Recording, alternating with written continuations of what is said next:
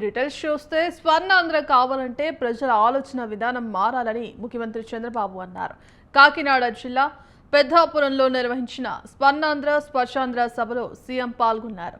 పరిసరాలు పరిశుభ్రంగా ఉంచుకోవడం ప్రతి ఒక్కరి బాధ్యత అన్నారు. అంటువ్యాధులు రావడానికి ప్రధాన కారణం చెత్త, అపరిశుభ్రత అని చెప్పారు. గత వైసీపీ ప్రభుత్వంపై చెత్తపై పన్ను వేసింది కానీ చెత్త మాత్రం తీయలేదన్నారు.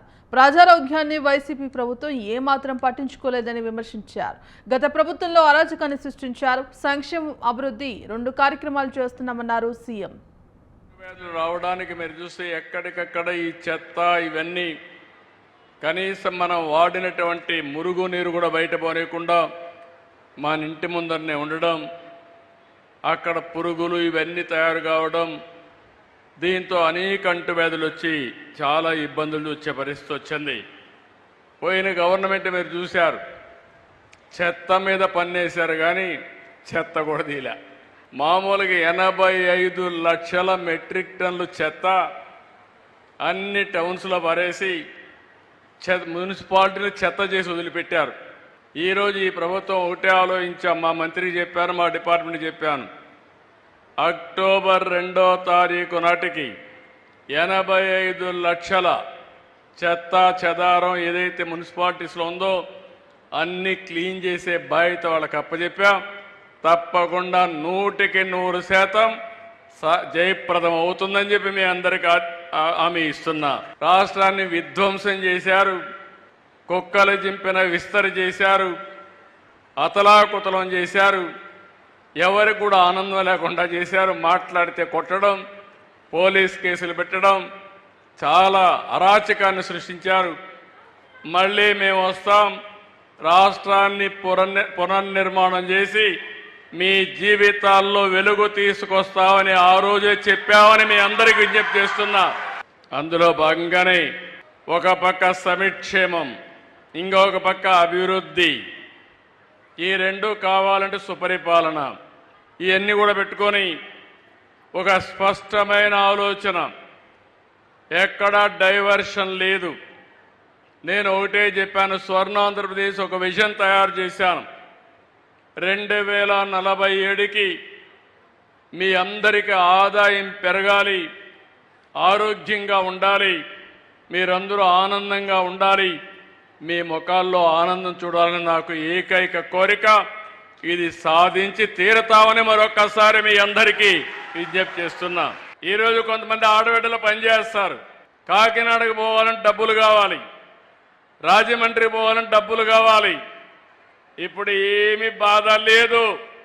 చంద్రన్న పేరు చెప్పి బస్సులో ఎక్కి, పవన్ కళ్యాణ్ గారి పేరు చెప్పి బస్సులో ఎక్కి జల్సాగా వెళ్ళిపోవచ్చు మీరు. అలాంటి వసతి కల్పించాం. కావాలంటే అమ్మగారింటికి పోవాలన్నా, లేదంటే తల్లిని చూసి రావాలన్నా, లేదంటే బోరు కొడితే రోజు పోతే లేనిపోని సమస్యలు వస్తాయి. అవసరం అనుకుంటే మీరు మీ కుటుంబ సభ్యులు పుణ్యక్షేత్రాలకు కూడా వెళ్ళి దేవుడి దర్శనం చేసుకోవాలన్నా చేసుకునే ఏర్పాట్లు కల్పించాం. శ్రీశైలం పోవాలన్నా, సింహాచలం పోవాలన్నా, తిరుపతి పోవాలన్నా, ఎక్కడికి పోవాలన్నా మీకు అలాంటి ఏర్పాట్లు చేశాం. ఈరోజు P3 ఉంది, పబ్లిక్ ప్రైవేట్ పార్ట్నర్షిప్. ఒక రోడ్డు వేయాలన్నా, ఒక ఎయిర్పోర్ట్ కట్టాలన్నా, ఒక పోర్టు కట్టాలన్నా ప్రైవేట్ వ్యక్తులు వస్తున్నారు. అవన్నీ డబ్బులు ఖర్చు పెట్టి పనులు చేసి అందులో నుంచి యూజర్ ఛార్జెస్ తీసుకుంటున్నారు. దీనివల్ల మనకు సంపద వచ్చింది. కానీ డబ్బులుండేవాళ్ళు బాగా సంపాదించారు, పేదవాళ్ళు రిలేటివ్గా ఇంకా కూడా ఆదాయం తగ్గిపోయే పరిస్థితి వచ్చింది. అందుకే ఈరోజు ఒక ప్రభుత్వం ఆలోచించేది, కేంద్రం కూడా నిన్నే ఒక కార్యక్రమం ఆలోచించారు. రేపు రాబోయే రోజుల్లో ఇంకా పేదవాళ్లపైన భారం తగ్గాలంటే పన్నులను తగ్గించడానికి శ్రీకారం చుట్టారు. అక్టోబర్ నుంచి తొందరలోనే వస్తుంది, సింప్లిఫికేషన్ వస్తాయి. దీనివల్ల మీ మీద భారం తగ్గుతుంది, మీ కొనుగోలు శక్తి పెరుగుతుంది, పరిశ్రమలు కూడా బ్రహ్మాండంగా పైకొచ్చే అవకాశం వస్తుంది.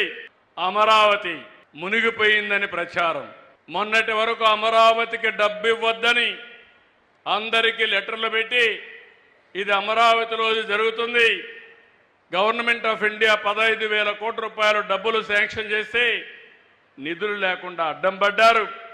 నిన్న మళ్ళీ మునిగిపోతుందని ఫేక్ ప్రచారం చేసే పరిస్థితి వచ్చింది. నేను ఒకటే చెప్తున్నా, అమరావతి మునగలేదు, మునిగిపోయింది మీ పార్టీ. భవిష్యత్తులో పైకి రాకుండా భూస్థాపితం కాబోయేది మీ పార్టీ కానీ అమరావతి కాదు. అమరావతి ప్రపంచంలోనే ఒక బ్రహ్మాండమైన నగరంగా తయారవుతుంది, తయారు చేస్తాం. వికలాంగులు కాని వాళ్ళను కూడా వికలాంగులు చేసి పింఛన్లు ఇచ్చారు, దొంగలకు పింఛన్లు ఇచ్చారు. నేను ఆలోచించేది, నేను ఇచ్చే పింఛన్లు ఈ ప్రభుత్వం యొక్క కష్టార్జితం పేదవాళ్లకు దక్కాలి.